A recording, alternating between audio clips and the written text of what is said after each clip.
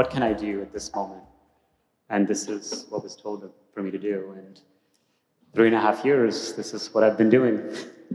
It is a beautiful, Beth is clapping, a beautiful offering. I want to, there's a concept, I'm not going to say it right. Yeah. Vedana? Vedana. Yeah. What I'm thinking about is, Anu, your story. I mean, the story of race in America, the story of ethnic BS in America is something we all experience. But you also are a person from a particular culture who experienced that through your cultural lens. And I wonder if you could just put a little of that on the table before I ask you another question about race. Would that be okay? Yeah. Well, so the question really is, well, how did I get into this work? You know, a lot of times people look at me, they're like, this Indian man, he's a lawyer, a scientist, he's gay. What's his deal, right? So my family immigrated here when I was 10 years old. And pretty soon after I got immigrated here, I heard a lot of things about people like me, you know, heathens, savages, terrorists.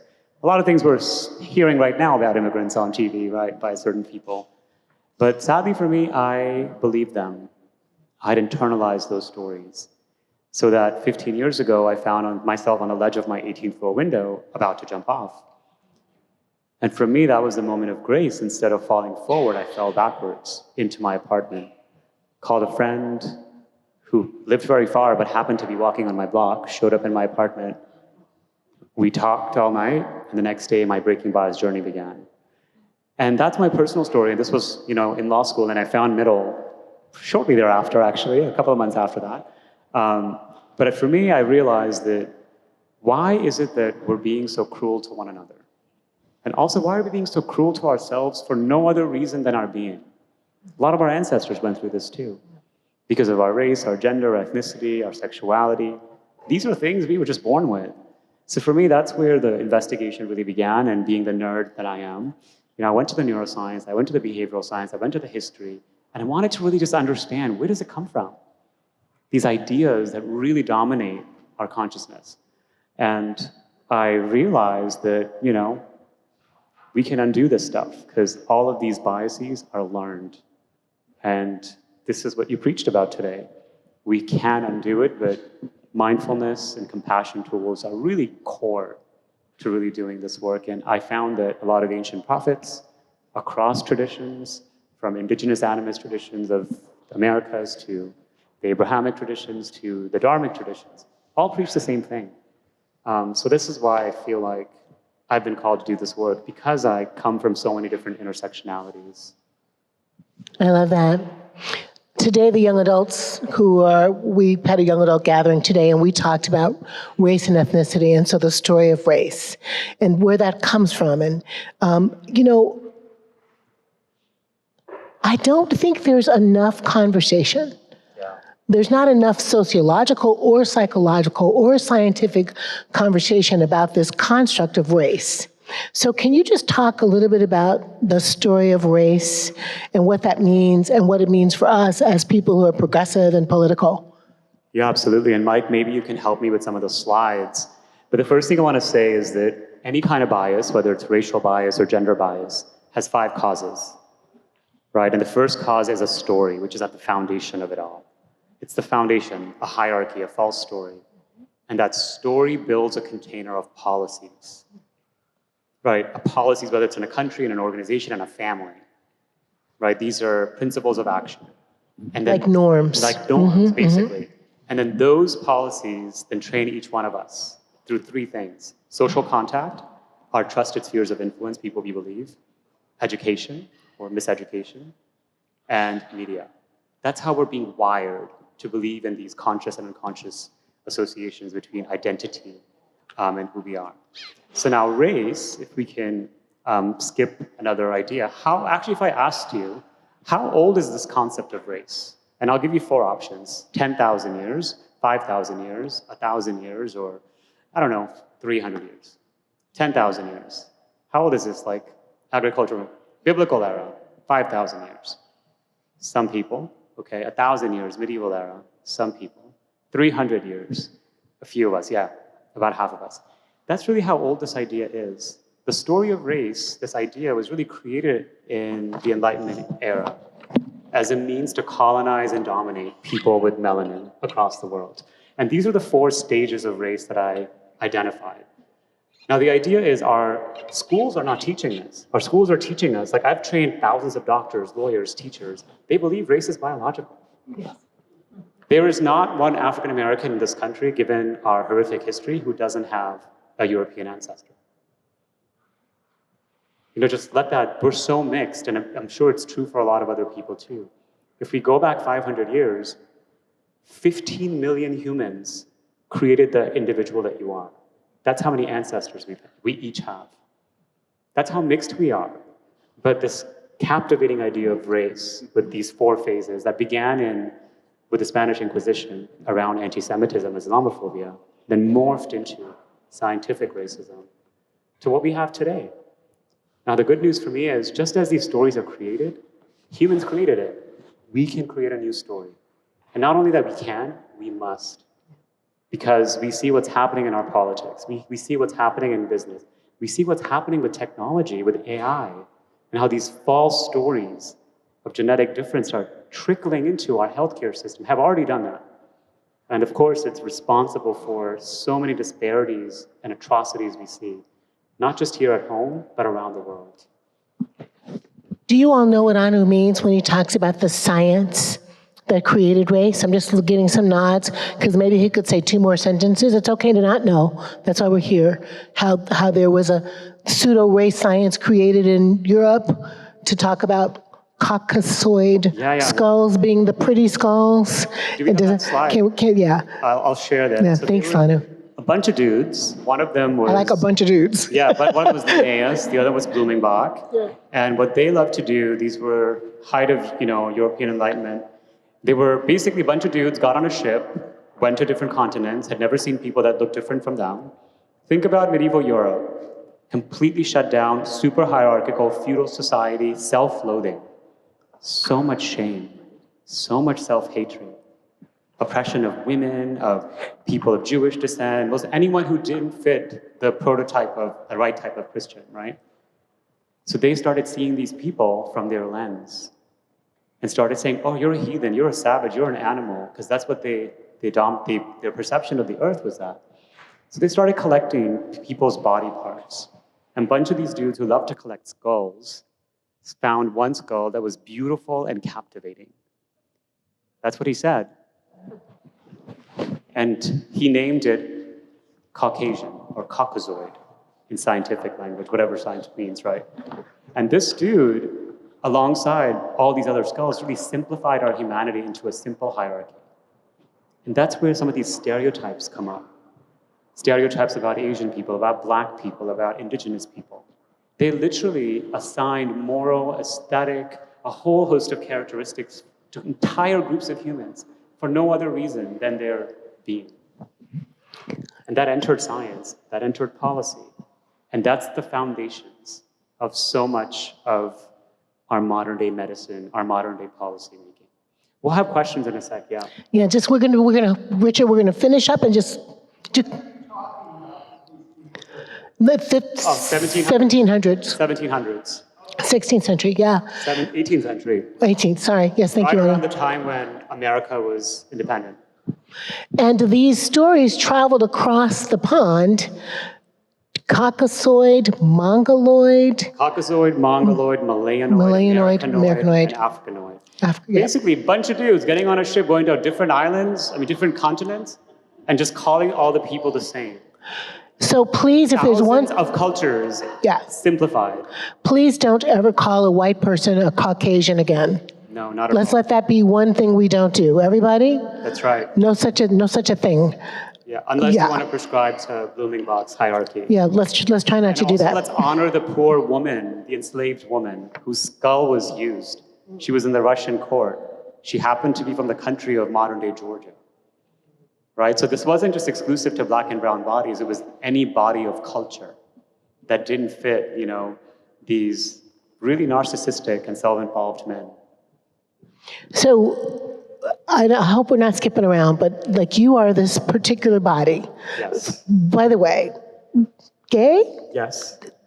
brown, Yes. Indian, Yes. immigrant, Yes. Buddhist, Yes. Christian, Yes. Hindu roots, Yes. all the things, All the things. many intersections. All of that. Right. Scientist, lawyer. Scientist, lawyer, teacher, engaged, Engaged. Beyonce back there. Why is it important, Anu? Your intersectionality leads you to this place. Can you talk a little bit about that and the intersections where we find ourselves? Yeah. So I was born in a Hindu family, and that really grounded me. But I was never taught about the tradition, but because I grew up in India, it was everywhere. Yeah. And my understanding of the creator, of the divine, was always really expansive. My grandmother was a big, important part of my life, and also is in the book quite a bit. She always taught me that I can go into a mosque, I can go into a church, because God is there. Mm-hmm. We share a single creator, regardless of what we call it. And even if you don't want to call it God, call it love, right. Call it hope, right? So I think for me, that was always the expansive understanding. And what I found after when I began my Breaking Bias journey was that I needed community. And I would go to Hindu temples here, but it would be rooted in just one tradition, right? It was rooted in one ethnicity. I wanted diversity. And that's where the creator was like, well, you got middle church now. Holla. But the beauty of that was that it's called middle church. Because in college, I became quite enamored with the Buddhist thought. I was studying South Asia, I learned about the caste system in India. And basically, what the Buddha did was he reformed Hinduism by abolishing caste. He said there's no difference between human beings, regardless of our descent. So for me, I really went deep, deep into studying Buddhist thought. And the cool thing is, neuroscience, behavioral science, in the last 3 or 4 decades, have proven, using brain scans, a lot of the teachings of the historical Buddha. So for me, all of this really comes together. Because for those of us who have a problematic relationship with faith, which, hands down, in our current environment, I get it.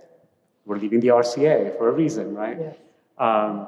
But I think for me, it's like the science is now backing up what ancient prophets have known. And that's what kind of brings it all together. I love that. So, not everybody gets the Dalai Lama to write the foreword for their book, but in fact, you did. So you said some about this. I want to say a little more about Buddhism and Christianity, how these things coexist. Our shared research is that all the major religions kind of feel like they're built on Ubuntu, right? Built on human is a human through other human. Can you say a little more from your perspective about the interrelatedness of these religious practices? Is that important to us as we think about this? Absolutely. I think for me, so we understand where bias comes from. It's learned. Well, how do we unlearn it? Now, using the neuroscientists have shown 5 tools that break bias, known as PRISM, what I talk about in the book. And PRISM is an acronym for, I'll start from the bottom: mindfulness, stereotype replacement, individuation, pro-social behaviors, or R, and then P for perspective taking. Now, these tools, what they've tested, and with brain scans and other things, are basically what the Bible is teaching, or the Quran is teaching, or the Gita is teaching, or the Dhammapada is teaching. It's really be aware. Be aware, be mindful of what's arising in your mind. Be mindful of your emotions. Be mindful of your somatic experience, the discomfort that you feel, or the comfort that you feel. Be mindful, right? Be still and know that I am, like one of my favorite quotes from the Bible. I am as in we are one, Ubuntu. In the Buddhist tradition, Thich Nhat Hanh coined this term, interbeing. I am because you are, and you are because I am. And that's where I see that our traditions are merging and converging. And there's so much we don't know about what happened during the ancient times.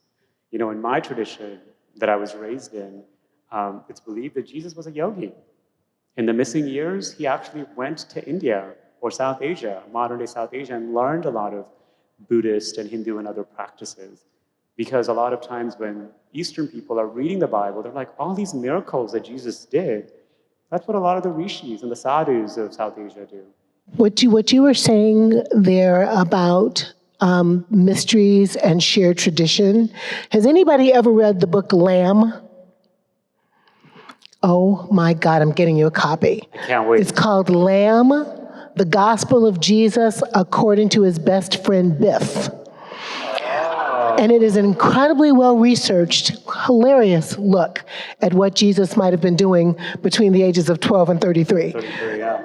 Some of which might have involved Mary Magdalene, wink, but also learning the traditions from the Eastern. Of course. Of course these traditions overlap, right? Well, and like the Gospel of Mary Magdalene. Yeah. Right? The lost Gospels, very, very intentionally removed. Yeah. And that history is being recovered in the last 100 years. That's right.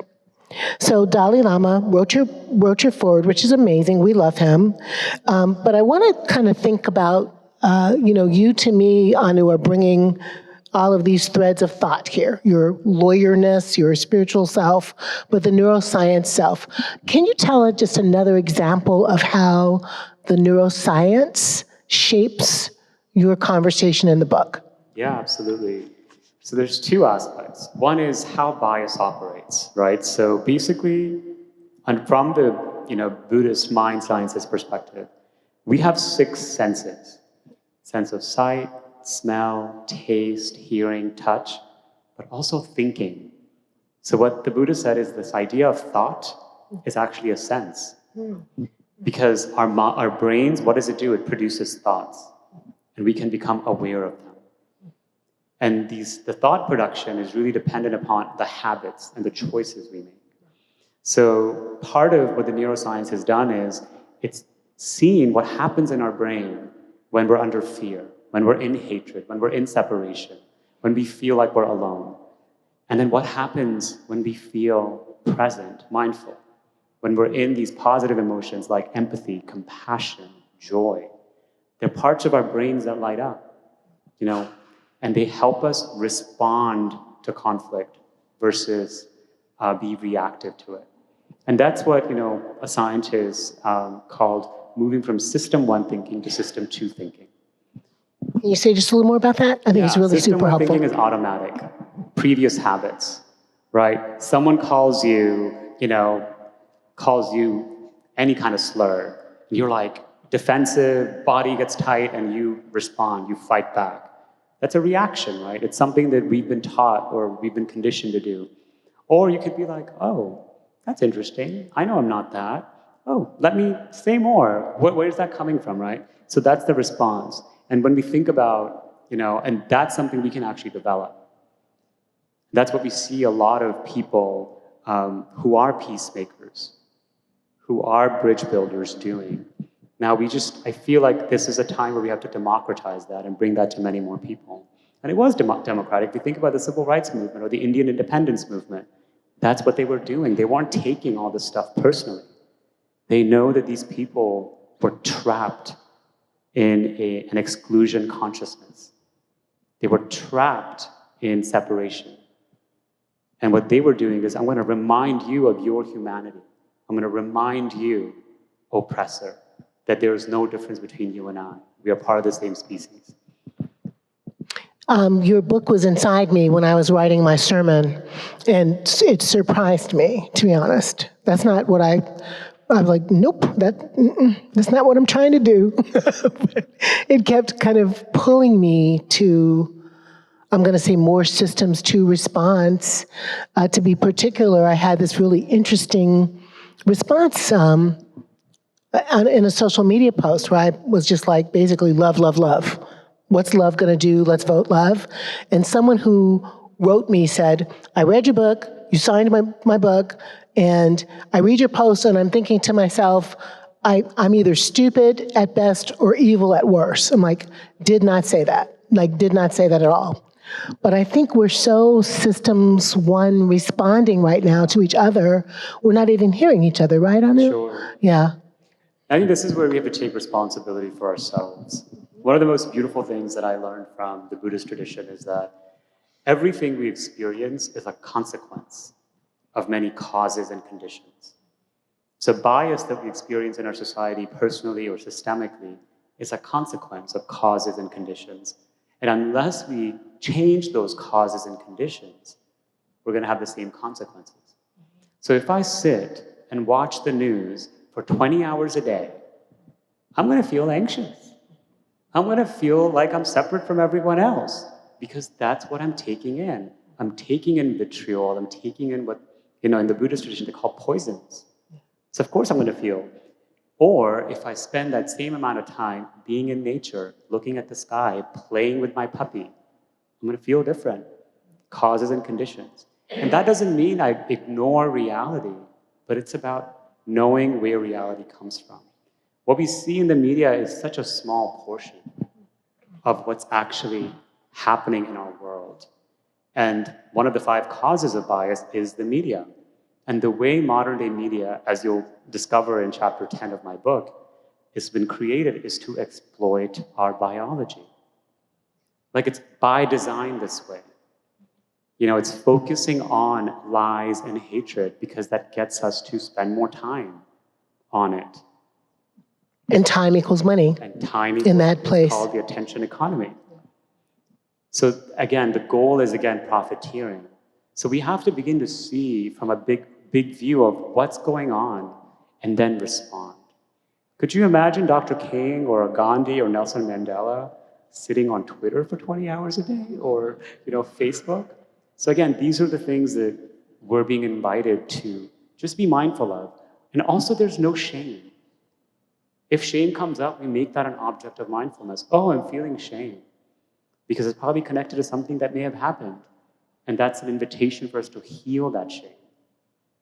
Right? Using compassion. Once again, the PRISM tools come in handy there.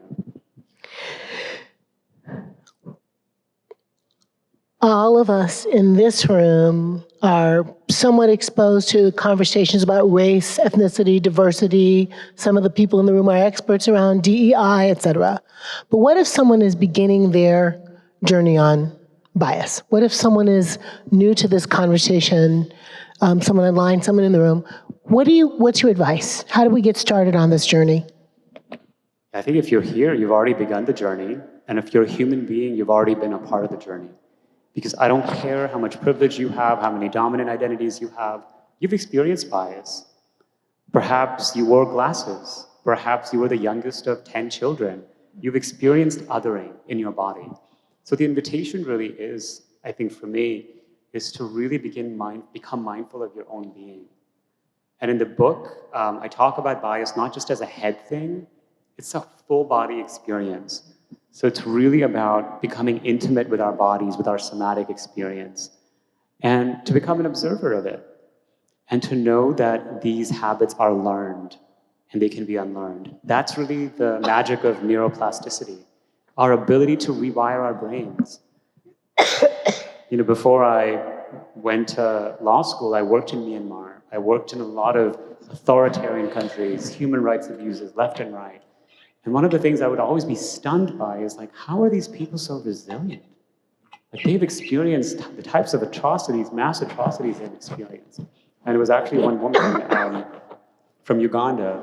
She was a child soldier, abducted at 5, and spent 10 years as a child soldier until she fled and moved to Denmark. And she told me that if you're going to do human rights work, you have to do it with a smile. Because you have to smile for all those kids who can't smile. And that's where I'm like, wow, like we can really do this, but as opposed to trying to change others, we have to begin here. And when we change ourselves, ripples, move around. One more piece of advice maybe for those of us who've been in this journey for a long time, perhaps decades.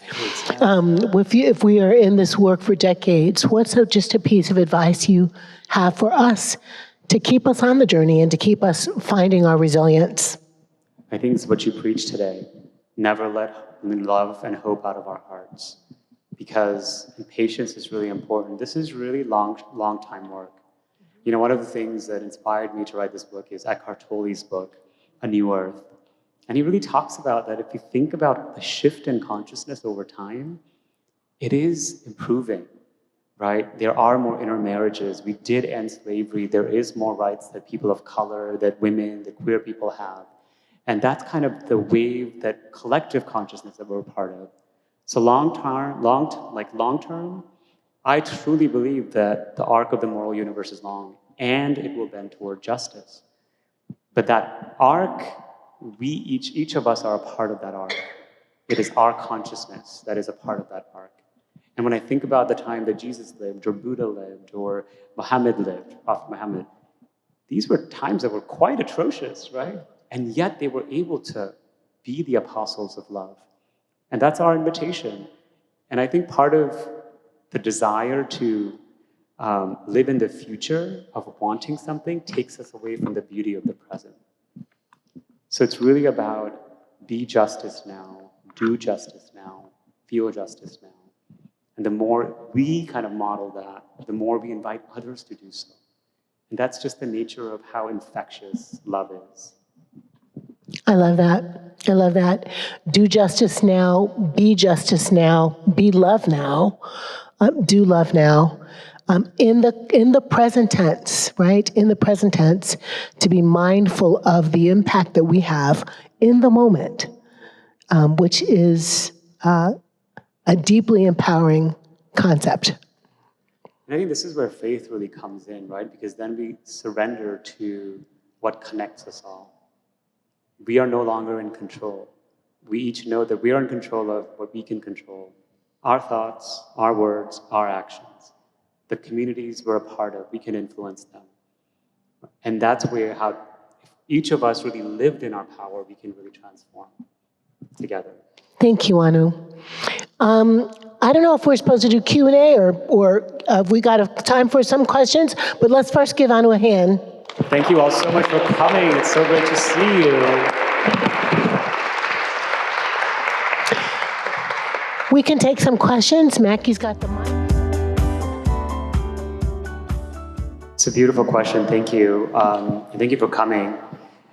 I think it's reminding ourselves that there is no them. There's just us. We've just come out of a global pandemic. You know, we are living through wildfires and tornadoes and floods that are all human created. And it's impacting all of us. So I think part of the invitation here is there is that narrative from these dominant structures, the media, education systems, even social contact. But this is where we bring awareness to when we fall into that trap, just as you were saying today, right? That, oh my God, I'm going into that us and them ideology once again. Now our brain is, it's a two-sided brain, so it does like dualisms. But this is the invitation for us to overcome that. And there are tons of activities in the book, about 130, to really help us overcome that otherness. And sometimes that requires self-work, inner work, particularly inner healing work, when we have been othered and made to feel subordinate.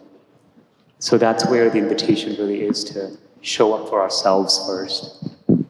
I love that answer, Anu. And there are 130 practices in Anu's book and 9 practices in Fierce Love. And one of the practices in Fierce Love is this idea of increasing our tribe. And I think that's what this is about, like to increase the awareness that the us-them binary is one we created, that actually we are all neighbors. And I think in a way that sounds sophomoric, but I actually think is revolutionary. That I am your people and you are mine. And we actually are, and we might have actually shared ancestors together. Another question right here. Thank you.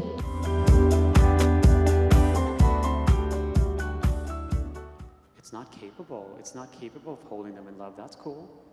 Maybe it's not now. That's the aspiration. We hold the intention that maybe one day I can move in that direction. But if you are struggling, I think it's an invitation to attend to that person, that being within you, the part of you that's struggling, and use the PRISM practices to bring that part, love and understanding, and compassion, self-compassion, self-love, curiosity, investigation, because that's what's really needed. I feel like for a lot of people, their cups are empty. So if our cups are empty, we can't give if we don't got what we need to give. So I would really invite you to kind of fill your cup and know that it'll happen. There's an intention that we place. And I know that for me personally, the more I fill my cup, the more opportunity I have to actually hold folks like Trump in my heart, because I know that they are directed by a consciousness of exclusion. They are completely stuck in us versus them. And I can practice perspective taking and notice that, wow, like, I wouldn't want to be in that person's body or mind even for a second. That's how much judgment, hatred, shame lies in that person's body and mind. Can I underscore what Anu's saying? That was such a great question. And, you know, we can tend to a Pollyanna response to hate. I love Anu's book for this reason. I love Valerie Kaur's work for this reason, that the self-love, loving ourself, allows us to be honest about how offensive, how horrible that thing feels. And the more we love ourselves, I think it increases not only a filled cup, but it increases empathy. Because there's a part of me, God, there's a part of me that can be Trumpish. It's this much, right? But if I'm loving me, I can love and forgive the part of me that can be Trumpish, and that increases my capacity to forgive him. And also, we don't have to go camping with these people. That's what I'm trying to say. Like loving, like loving the other does not mean we all gonna go have dinner and drink some wine. No, but there's an ability to kind of love their humanity, even though we might loathe their behavior. And I think that's honest. Does that make sense? Yeah, right? I have a suggestion, and you have to try it, because I don't know, we have to experience it in our bodies, in our hearts, and in our minds. But the way loving kindness, compassion, joy, all these skills that we cultivate, the way they're traditionally taught is that we practice them for ourselves first. We fill our cup, right? And then when it feels like, okay, we're safe, then we literally send these, and you practice these affirmations, these well wishes to people we love, people we like, right? It's easy to imagine and be like, okay, may you be happy, may you be healthy. Then we move to neutral people. People we don't know, strangers, like these people that you don't know here on the train and at a cafe. Just imagine them, and then slowly we move to people we dislike a little irritating annoyance, and then expand the heart more and more to get to those people that we despise, loathe, even people we claim as our enemies. But we don't start there, because our heart won't get there. So we're basically building that capacity of our heart, and it's a practice. Really. It is a practice. Building a muscle, that's great, I know. So like I go into, because the more I wanted to investigate gender and all these things, it kept on going back and back in time. So I had to blow up time and space. My editors were quite patient with me, 10,000 years. And then really think about some of the isms that we've inherited more recently. You know, particularly biophobia, hatred of the earth. Speciesism, hatred of more than human beings that are not human, hatred of them, right? So we can just exploit them and slaughter them and use them.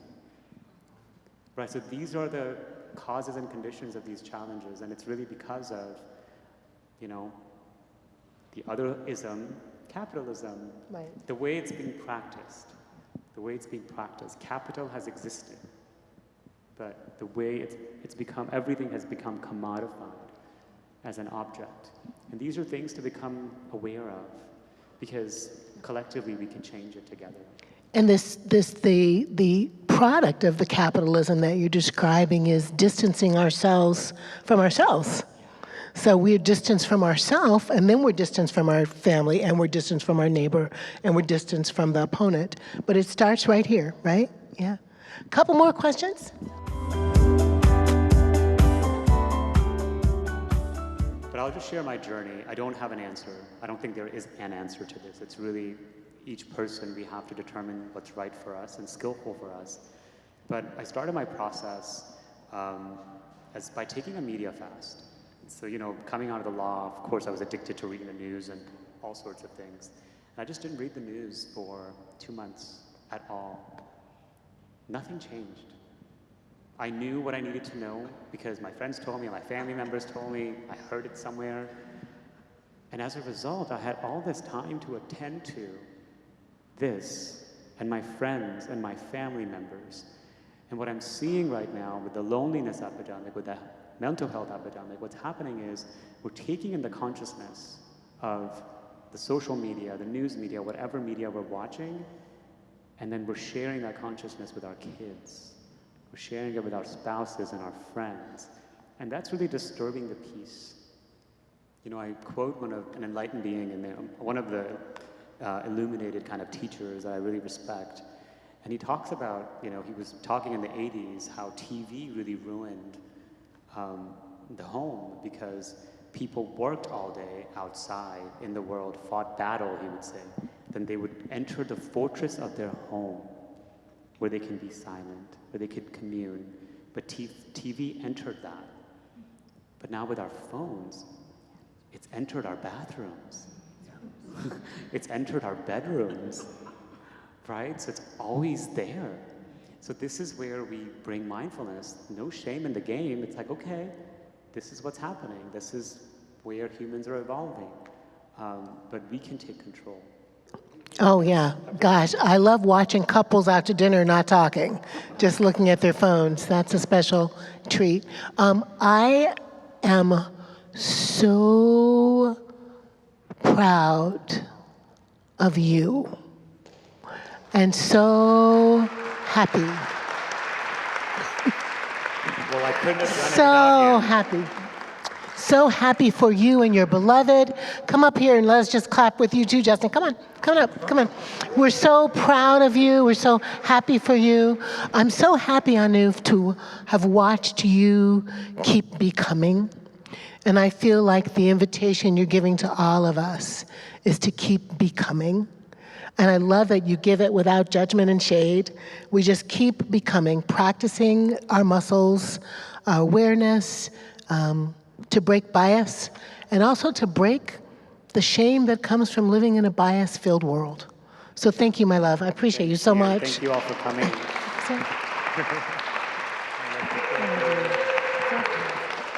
Guys, let's give it up. So we'll do some, if you want, we're doing book signing, both for Fierce Love, Jackie's book, and Breaking Bias back there. Come on, let's get a book. I'd love to take photos with you all. Yeah, absolutely. All the things.